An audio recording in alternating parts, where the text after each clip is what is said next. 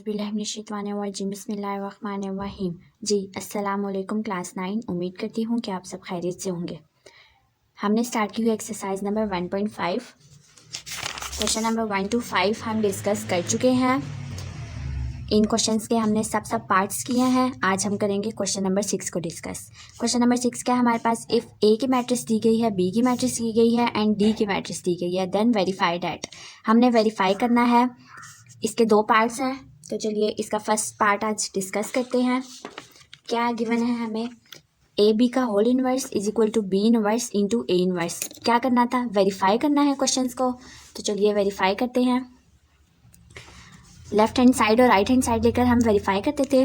हमारे पास इस टाइम क्या है, left hand side A B का होल इनवर्स। कल हमने इसका इंट्रो डिस्कस कर लिया था, पेज नंबर 23 पर था। ये रहा verification of A B whole inverse is equal to B inverse into A inverse. इस लेक्चर का लिंक मैं नीचे डिस्क्रिप्शन बॉक्स में दे दूंगी। अगर आपको चाहिए हो इसका इंट्रो के बारे में कुछ कॉन्सेप्ट, तो वो कल मैंने दे दिया था, आप उस वीडियो को देख लीजिएगा। लेफ्ट हैंड साइड का गिवन है ए बी का होल इनवर्स। सबसे पहले हम ए बी फाइंड करेंगे, फिर इसका होल इनवर्स फाइंड करेंगे। ए बी की मैट्रिसेस क्या गिवन है, ए की मैट्रिक्स है 4 -1 0 2 और मल्टीप्लाई हो रहा है, तो मल्टीप्लाई का साइन आएगा साथ -4 1 -2 और -1। तो चलिए इसको मल्टीप्लाई करवाते हैं। क्या हो जाएगा ये,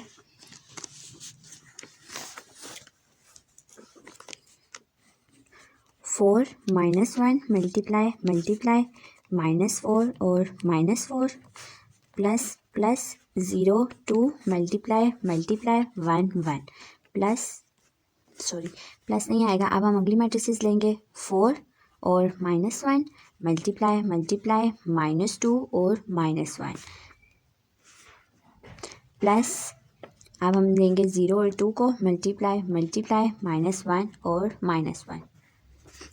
सबको मल्टीप्लाई करवा देते हैं। 4 4 जा 16 -16 प्लस 0 1 जा 0 4 1 जा 4 माइनस प्लस हो जाएगा और 4 1 जा 4 आ जाएगा प्लस 2 4 2 जा 8 -8 प्लस 0 1 जा 0 2 1 जा 2 माइनस प्लस हो जाएगा और प्लस माइनस 2 1 जा 2। क्या होगा, -16 प्लस 0 -16 ही रहेगा, 4 2 6 हो जाएगा और इधर -8 आ जाएगा और यहाँ पर 0 आ जाएगा। ये हमने क्या फाइंड किया, ये हमने फाइंड किया ए बी। सिर्फ अभी हमने ए और बी की मैट्रिसेस को मल्टीप्लाई करवाया। अब हम इसका इन्वर्स फाइंड करते हैं। इन्वर्स हम कैसे फाइंड करते थे, सपोज के हमारे पास एक मैट्रिक्स गिवन है ए, ठीक है, ए का इन्वर्स लेना है, तो हम क्या कहते थे, adjoint of A by determinant of A. इस टाइम हमारे पास ए क्या मैट्रिक्स है, ए बी की मैट्रिक्स है। जो हमें अब ए बी का आंसर आया था ना, अब हम समझेंगे ये हमारे पास एक मैट्रिक्स है, इसका हमने इन्वर्स लेना है। कैसे कहेंगे कि हम ए बी का होल इन्वर्स क्या होता है, हमारे पास एडजॉइंट ऑफ ए बी हो जाएगा अब by determinant of A B. सबसे पहले इस मैट्रिक्स का हम एडजॉइंट लेते हैं। एडजॉइंट क्या आ जाएगा हमारे पास, adjoint of A B. Adjoint हम कैसे देखते थे, एक डायगोनल एंट्रीज को इंटरचेंज करते थे और जो दूसरी डायगोनल एंट्रीज होती थी उसके साथ हम माइनस का साइन लगाते थे। जैसे कि अब यहाँ पर 0 हो जाएगा और यहाँ पर -16 हो जाएगा, यहाँ पर -6 हो जाएगा और वहाँ माइनस था तो वो माइनस प्लस होके 8 हो जाएगा। ये हमारे पास एडजॉइंट ऑफ ए बी आ गया। अब हम डिटर्मिनेंट फाइंड कर लेते हैं। डिटर्मिनेंट कैसे फाइंड करेंगे, ए बी का डिटर्मिनेंट, ए बी की मैट्रिक्स ये थी -16 6 -8 और 0। इसका डिटर्मिनेंट फाइंड करते हैं, बाय क्रॉस मल्टीप्लिकेशन हो जाएगा। -16 मल्टीप्लाई बाय 0 माइनस, हमेशा डिटर्मिनेंट में दरमियान में हमेशा माइनस का साइन आता है।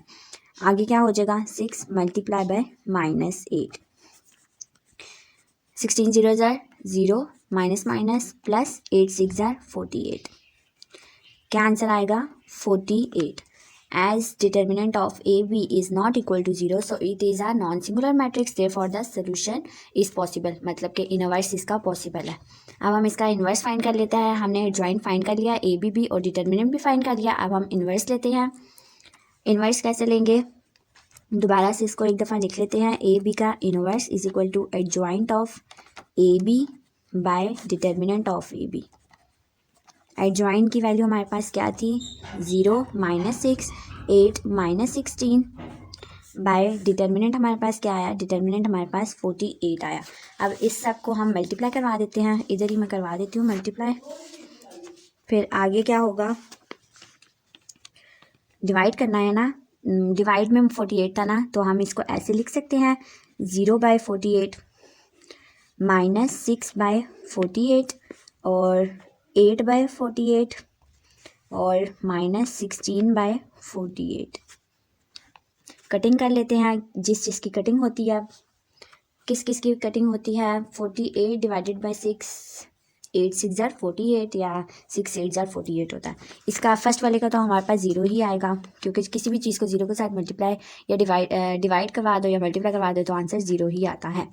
6 1 ज़ार 6 और 6 8 ज़ार 48, 8 1 ज़ार 8 और 8 6 ज़ार 48 और 16 1 ज़ार 16, 16 2 ज़ार 32, 16 3 ज़ार 48, 16 1 ज़ार 16, 16 3 ज़ार 48, 16 3 ज़ार 48 जैस 48 या। अब 0 हो गया, यहाँ पर क्या आएगा, -1/8 आएगा और यहाँ पर 1/6 आएगा, यहाँ पर -1/3 आ जाएगा। ये हमारे पास क्या आया, AB होल इनवर्स का आंसर। एक साइड हमने फाइंड कर ली, अब हम फाइंड करते हैं राइट हैंड साइड को। राइट हैंड साइड हमारे पास क्या है, इसको हमने नाम दे देना है 1 का, ठीक है। अब राइट हैंड साइड है, राइट हैंड साइड हमारे पास क्या थी, B inverse into A inverse. सबसे पहले हम B इनवर्स को फाइंड करेंगे, फिर A इनवर्स को फाइंड करेंगे। इन दोनों मैट्रिसेस का जो आंसर एक मैट्रिक्स में आएगा, B इनवर्स और A इनवर्स का जो डबल मैट्रिसेस होंगी, फिर उसको हम B इंटू A इनवर्स करेंगे, उन दोनों को मल्टीप्लाई करवा देंगे।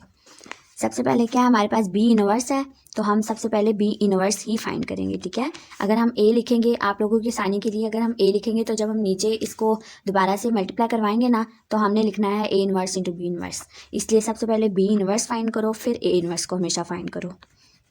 Adjoint of B bye determinant of B, ये फार्मूला है हमारे पास। अब एडजॉइंट ऑफ B क्या था, यहाँ पे लिख लीजिएगा। B की मैट्रिक्स क्या हमें गिवन है, -4 1 -2 और -1।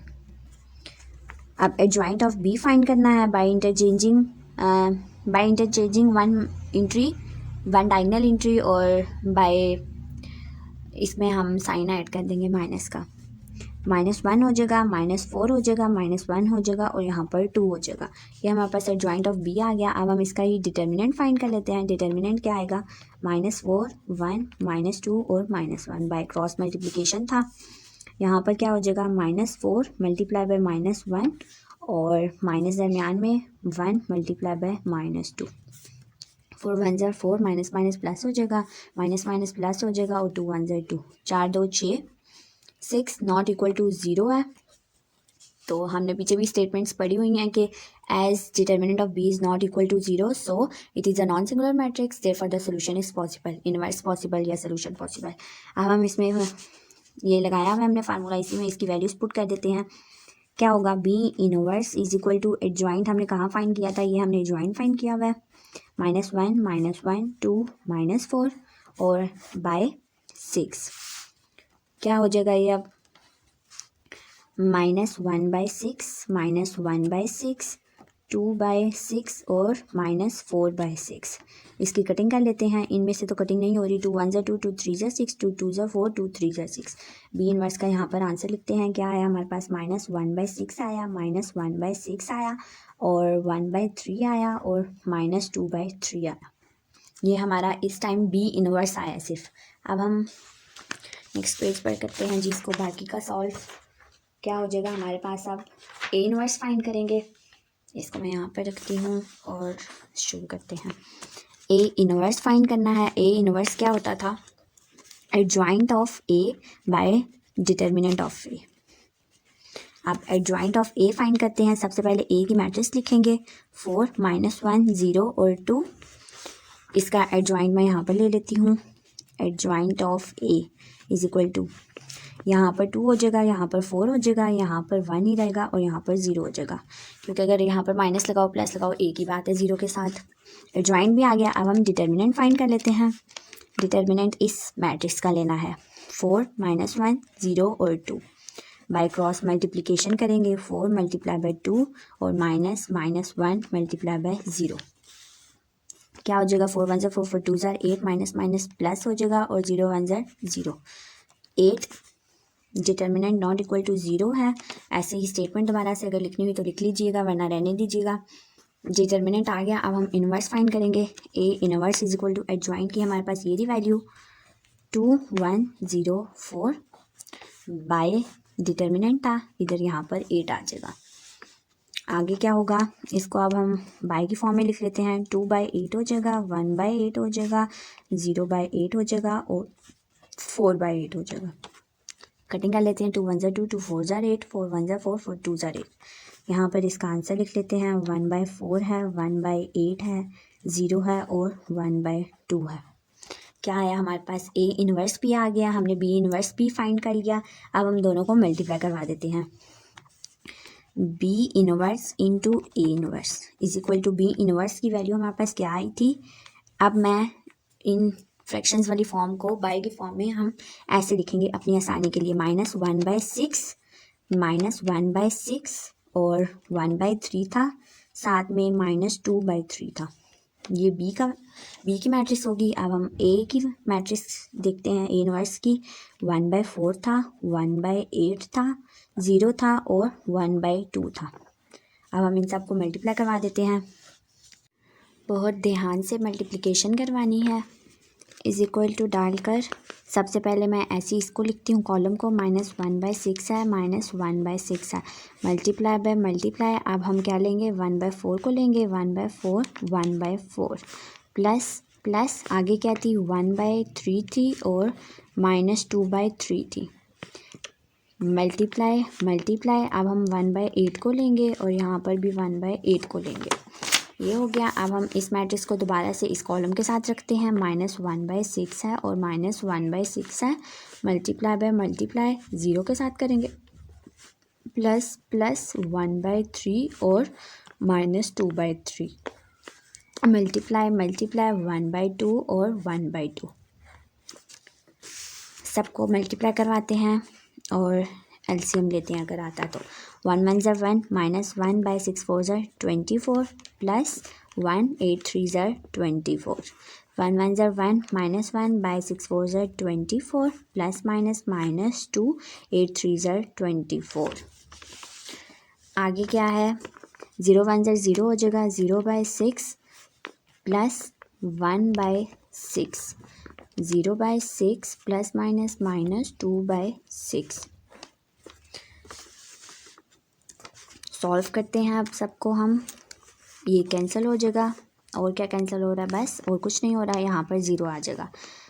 इसका एलसीएम लेते हैं। 24 दोनों के पास है तो -1 -2 ही लिखेंगे यहाँ पर, और साथ में इसका लेते हैं। दोनों के पास 6 है तो 0 + 1 लिखेंगे इधर हम।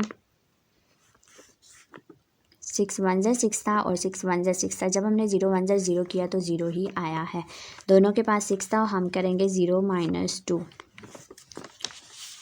आगे क्या है यहाँ पर 0 आ गया, यहाँ -3/24 आ गया और 0 + 1 1/6 आ गया और -2/6 आ गया। 3 1 ज़ा 3 3 8 ज़ा 24 2 1 ज़ा 2 2 3 ज़ा 6। हमारे पास आंसर क्या आया बी इंटू ए इन्वर्स का, B inverse into A inverse का। 0 -1/8 आया और 1/6 आया और -1/3 आया। अब हम इसको अपने आंसर के साथ जो हमारा लेफ्ट हैंड साइड का आया था उसके साथ मैच कर लेते हैं। क्या आंसर था 0 -1/8 1/6 और -1/3। बिल्कुल ठीक आया, दोनों हमारी साइड्स मैच हो गई हैं। इसको हम 2 का नाम दे देते हैं।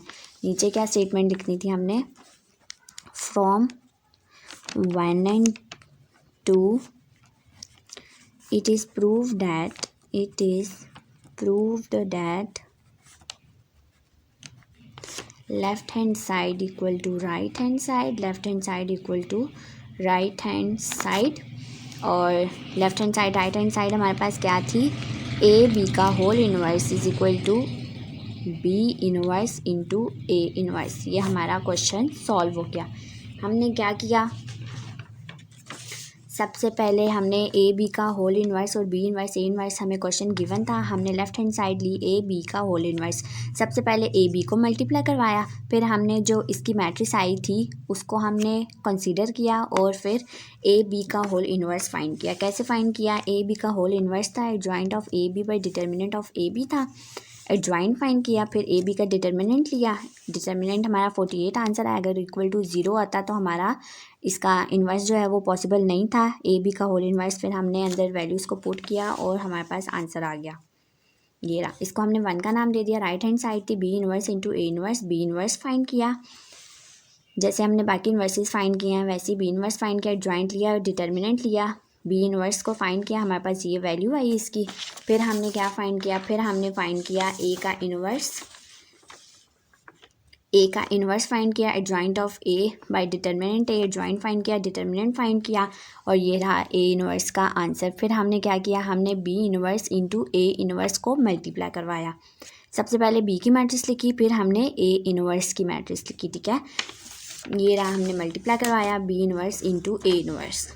इन मैट्रिसेस को ध्यान से सॉल्व करना है, बाई की फॉर्म में है तो जब हम मल्टीप्लाई करवाते हैं हमेशा कभी ना कभी कहीं ना कहीं हम ज़रूर मिस्टेक करते हैं, तो इन्हीं को ध्यान से लिखना है, मल्टीप्लाई करवाना है, ध्यान से लिखना है। फिर हमने एलसीएम वगैरह लिए तो हमारे पास ये आंसर आया इसका कटिंग करके। इसको हमने 2 का नाम दे दिया।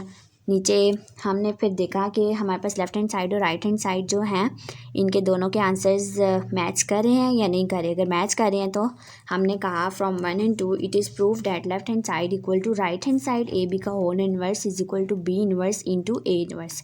ये हमारा क्वेश्चन सॉल्व हो गया। तो आज हमने क्या डिस्कस किया? आज हमने डिस्कस किया एक्सरसाइज नंबर 1.5 का क्वेश्चन नंबर 6 का फर्स्ट पार्ट डिस्कस किया आज। सिर्फ देखने में आसान है लॉन्ग लेकिन सिंपल है और इजी है। देखने में भी सिंपल है और जब हम सॉल्व करेंगे तब भी सिंपल ही हैं। आज हमने फर्स्ट पार्ट डिस्कस किया, कल इंशाल्लाह हम सेकंड पार्ट डिस्कस कर लेंगे और इसी के साथ हमारी एक्सरसाइज नंबर 1.5 कल ख़त्म हो जाएगी, फिनिश हो जाएगी। उम्मीद करती हूँ कि आज का लेक्चर आप सबको समझ आ गया होगा। अगर कोई भी कन्फ्यूजन हो या कोई भी चीज़ आप सबको समझ ना आ रही हो तो ज़रूर मुझसे पूछ लीजिएगा कमेंट बॉक्स में। ओके जी, अल्लाह हाफिज़।